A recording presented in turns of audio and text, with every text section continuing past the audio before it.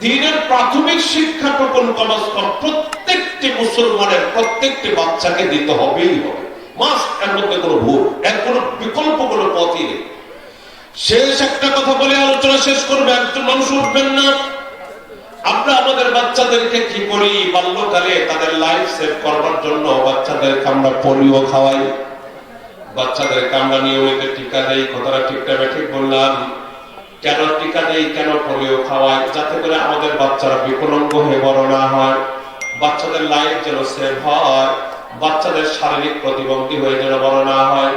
দোস্ত আমার, বন্ধুরা আমার, এমন একটা দিন যায় ছোট্ট বাচ্চার গায়ে 4টা টিকা পুশ করা লাগে, 2 রানে 2টা, 2 হাতে 2টা, কান্নাকাটি করে তারপরে জোর করে ধরে তাকে টিকা দেওয়া হয়। যেদিন টিকা দেওয়া হয় সেদিন বাচ্চার গায়ে জ্বর চলে আসে, কান্নাকাটি করে, দুধ পর্যন্ত খায় না, রাতে ঘুমায় না, মা বাবার ঘুমও হারাম করে দেয়। দোস্ত আমার, বন্ধুরা আমার, দুনিয়ার কোন মানুষ সেই মা বাবাকে গালি দেয় না। তোমরা এমন নিমুখ খারাপ, নিজের সন্তানকে নিজের হাতে এমন করে 4টা সুই একদিনে পোষ করায় দিলা, এমন করে কেউ গালি দেয় না। উদ্দেশ্য কেন গালি দেয় না? এই টিকার মাধ্যমে, এই পোলিও খাওয়ানোর মাধ্যমে লাভটা হবে দীর্ঘদিনের লাভ। যতদিন বেঁচে থাকবে শারীরিক প্রতিবন্ধী হয়ে বড় হবে না, শারীরিক ভাবে সে ভালো থাকবে। অল্প সময়ের কষ্ট হলেও কি হবে, তারপরেও তো তার জীবনের জন্য বড় কাজে লাগবে। কথা বুঝাতে পারলাম কিনা?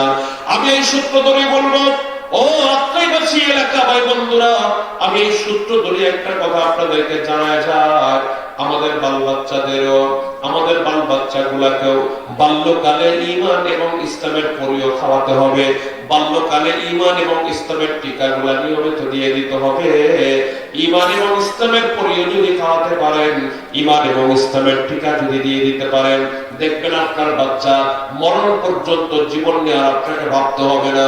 বিশ্বের যে কোনো প্রান্তে যাবে, ওকে আর কোনো বদ্দিন বজ্জাত কোনো বদ্দিন ওকে গ্রাস করতে পারবে না, ওকে ডাইভার্ট করে অন্য পথে পরিচালিত করবে না। নাস্তিক আর মুরতাদ হবে না, খোদাদ্রোহী হবে না, রাসূল বিদ্বেষী হবে না, ঈমানদার হয়ে জীবন যাপন করবে, কবরের জীবনটাকে সুন্দর করবার চিন্তা করবে। এই বার্তাটাই আপনাদেরকে দিয়ে আমার মাকসাদ। অনুরোধ করব, বেশি বোঝার দরকার নাই, রিজিকের ভাবনা করার দরকার নাই, নিজেদের ছেলে মেয়েদেরকে দ্বীনের প্রাথমিক জ্ঞানটুকু তো দেয়া দরকার।